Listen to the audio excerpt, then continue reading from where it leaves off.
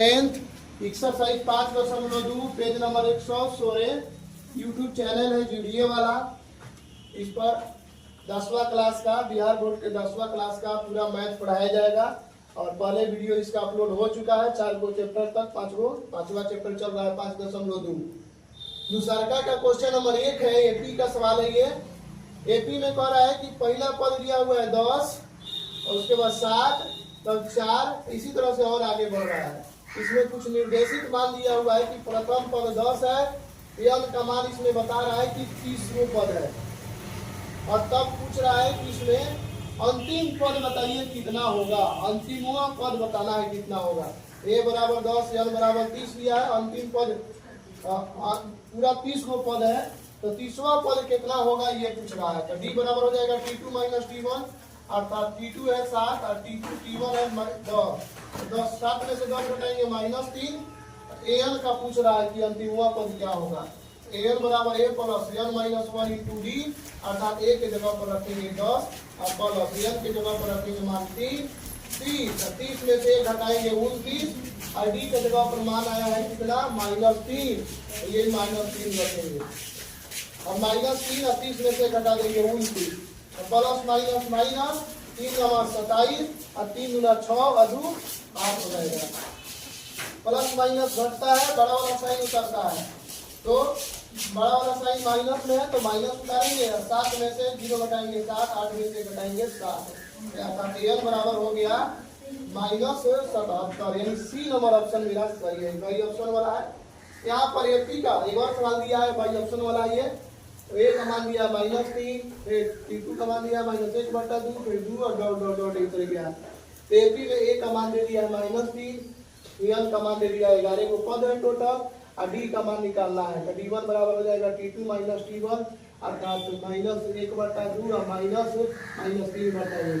Minus minus गुना होगा तो plus, 1 में 1 से गुना होगा -1 और 2 में 3 से गुना होगा +6 और प्लस माइनस घटता है, बड़ा वाला साइन उतर गया। 6 में से घटा देंगे 5/2। ये हो गया एन का मान। इसमें भी पूछ रहा है तो एन का मान निकालेंगे a plus n minus 1 into D.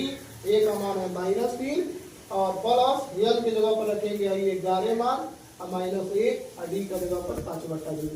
अब हम एक जगह पर -3 रख दिए और 11 में से घटा देंगे 10 और 10 में जैसे ही 2 से भाग करेंगे 2 5 10। अब 5 से 5 में गुना कर देंगे 5 25।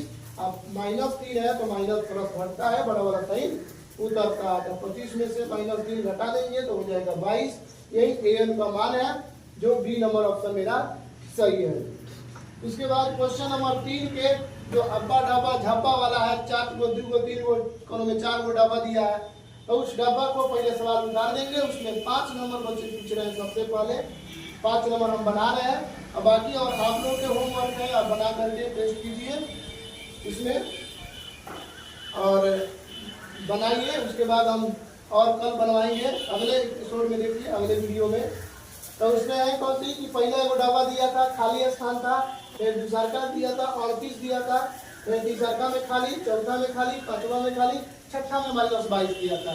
तो इस तरह के अगर रहेगा तो इस तरह के सवाल में ये वाला खाली था और ये वाला खाली था, ये वाला भी खाली था और इसमें ये वाला भी खाली था। इस तरह से 4 को डब्बा दे दिया है और छठा पद दिया है -22।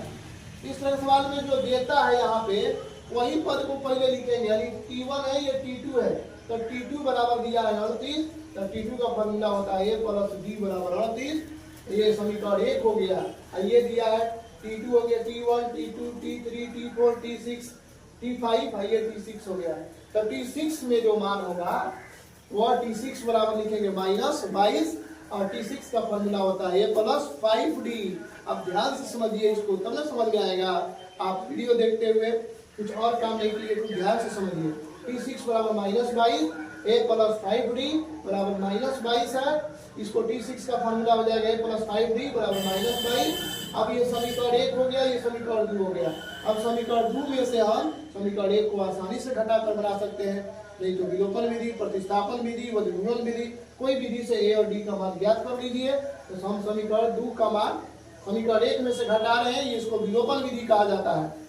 तो A प्लस 5D बराबर -22 इस सारी विधियों को बताने के लिए हम इसके पहले वाले वीडियो में तीसरा चौथा चैप्टर में बताए हुए हैं, तीसरा में आप जा करके देख सकते हैं। उसमें विलोपन विधि बताया है, प्रतिस्थापन विधि बताया है, ग्राफीय विधि भी x का मान निकालने के लिए बताया है, और वर्गीकरण विधि से भी a और b का मान निकाल सकते हैं। तो हम विलोपन विधि से इसको निकाल रहे हैं।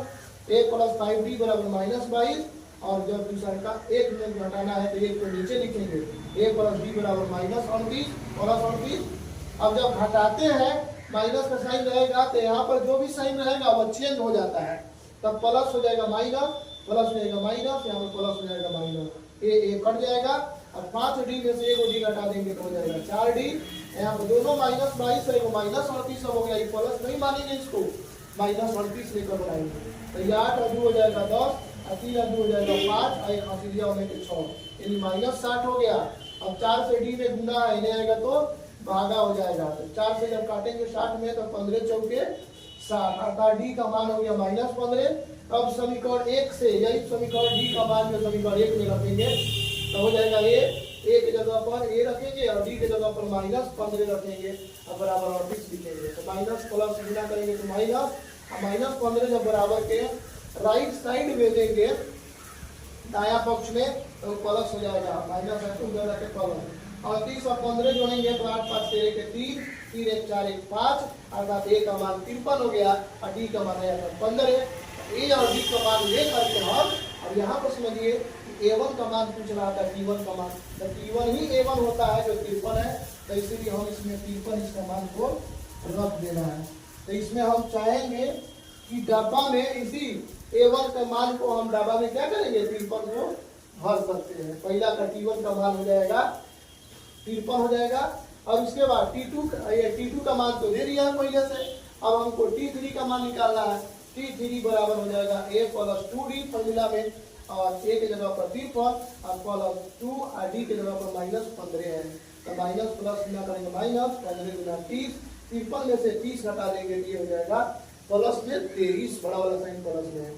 अब निकालेंगे t4 बराबर हो जाएगा a + 3d, ए के जगह पर 53 है, प्लस है 3 है, डी के जगह पर -15 है, तो माइनस प्लस माइनस 15 या 45, 53 में से 45 हटाएंगे तो 8 होगा, t4 बराबर 8।